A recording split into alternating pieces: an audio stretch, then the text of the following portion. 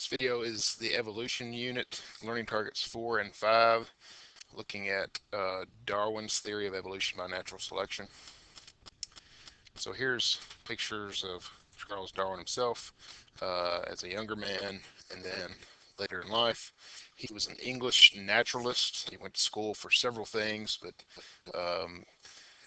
kind of waffling on what to do with his life. Wanted to be a doctor or a priest, and then was asked to go on a trip uh, with a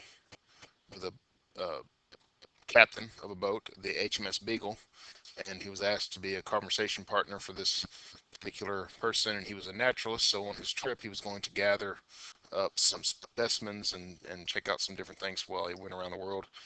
And it was Darwin's work on this trip that led to him understanding the concept of evolution by natural selection, which is what science still uses today to describe how populations change over time. So here's a picture of the boat and then their trip around the world. You can see that it took 5 years, and you can see the different ports of call that they made. And along those different stops, Darwin gathered up lots of different species. And one of the stops that he made was on the Galapagos Islands, right off the coast of Ecuador. You can see it here on this picture. And it's several islands, it's not one island. All these different islands have different features, from volcanic islands to really old flat islands. And what he noticed is that each of the creatures on these islands were specifically adapted to where they lived. In particular, he noticed the birds.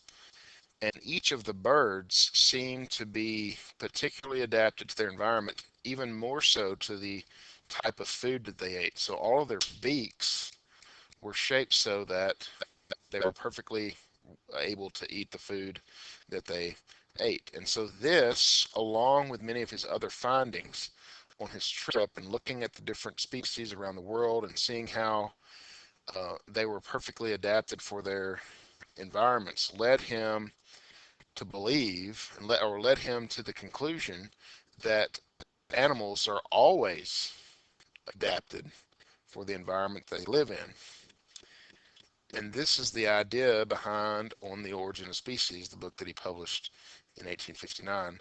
And Darwin published his book after reading an essay by Alfred Wallace. Sorry, interruption. So he read an essay by Alfred Wallace, who then encouraged him to publish his own book on natural selection. And again, this book proposes that evolution happens through the process called natural selection. And in his book, Darwin only mentions the word evolution once there at the end, and what he would call this was descent by modification. Descent by modification, like you've descended from your grandparents, for instance, but you don't look the same as them. And so imagine this happening over many, many generations. And so animals have changed over time, and through those changes, they have become adapted more and more to their environments. And so how does this work out?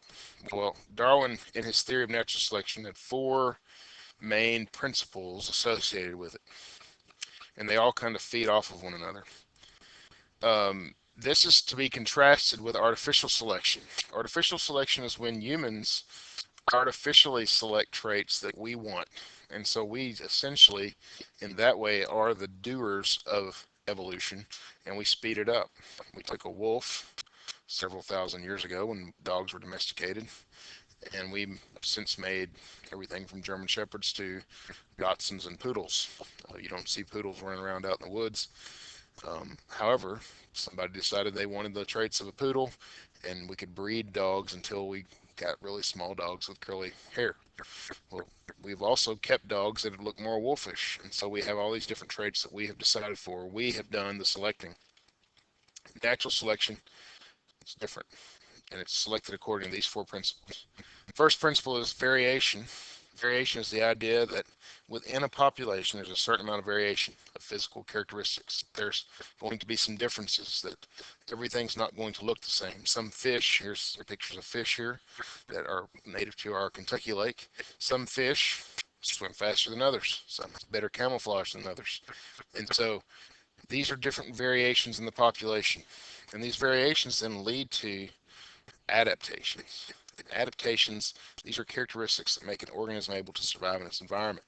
Well, owls, for instance, are very uh, quiet flyers. They can fly almost imperceptibly so that their prey cannot hear them. Well, the owl that is heard doesn't eat as much as the owl that isn't heard. And so some owls have better adaptations than others. Think about it that way.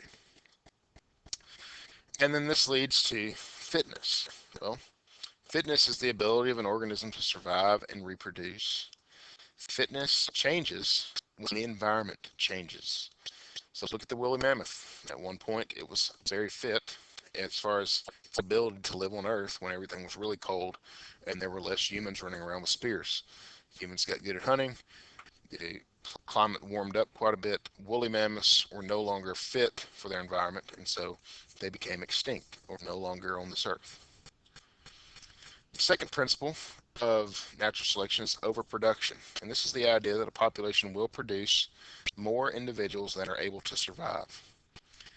So take, for instance, this fish here. Fish lay thousands of eggs, whereas only maybe a few individuals will survive to adulthood. Why is that? Well, because they do want individuals to survive to adulthood, so they produce tons. And fish aren't able to like take care of their young like we're able to take care of our young, so they just produce a ton of them. Well, in any given population, there will be more organisms produced than can survive. Populations tend to produce exponentially, meaning that if they were just left unchecked and there were no limits on their population, then their population would just continue to double, or which is called exponential growth. And so that leads to the next principle. Well, this is another idea on this exponential growth. Human populations are the only populations that are currently experiencing exponential growth because we currently have no limits on our population. Limits like food and health, those kinds of things we have eliminated by building grocery stores and hospitals. And so our population has grown exponentially since the Industrial Revolution. You can see that here on this map, or on this graph here. So the third principle is the struggle for existence. If more organisms are being produced than can be sustained, there will be a struggle. And that goes back to variation. Which ones are going to make it? We'll talk about that in the next principle. And so this picture kind of shows these wolves fighting. I believe the title of this picture actually is Struggle for Existence.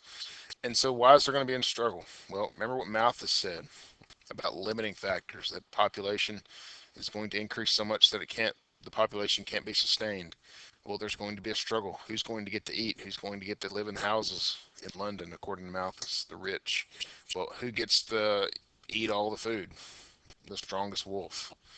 And so here's some plants. This kind of shows you some limiting factors of plants: moisture, fertility, different things.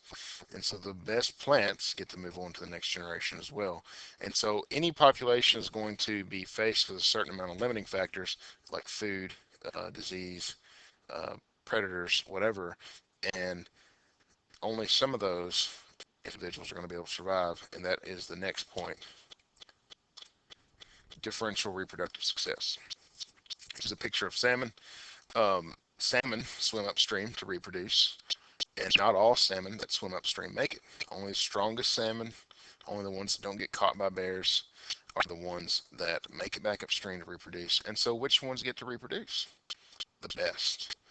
And so this is differential reproductive success, meaning that there's a competition for food and for mates as in a population, and only the strongest, most fit organisms will make it. There's competition within a population, like bears fighting bears for the mates. There's competition from without, meaning that there's predators that are around, there's disease, that kind of thing, but only the strongest will survive. And so that's where we get this concept of survival of the fittest. Whoever has enough energy, whoever finds the best mate, will have reproductive success, and their genes will be passed on to the next generation. And so those four principles is what natural selection is, and this governs this concept of evolution. So what is evolution? The simple definition of evolution is a change in a population over time. What do we mean by that? Well, what is this change? Well, we just studied genetics. What is the change? The change is the change in allele frequencies. The change in allele frequencies. Take these birds, for instance. A bird's beak, well, maybe there's only hard seeds laying around and the bird's beak is made for soft beaks. Well, what's going to happen to the soft seed eating beaks?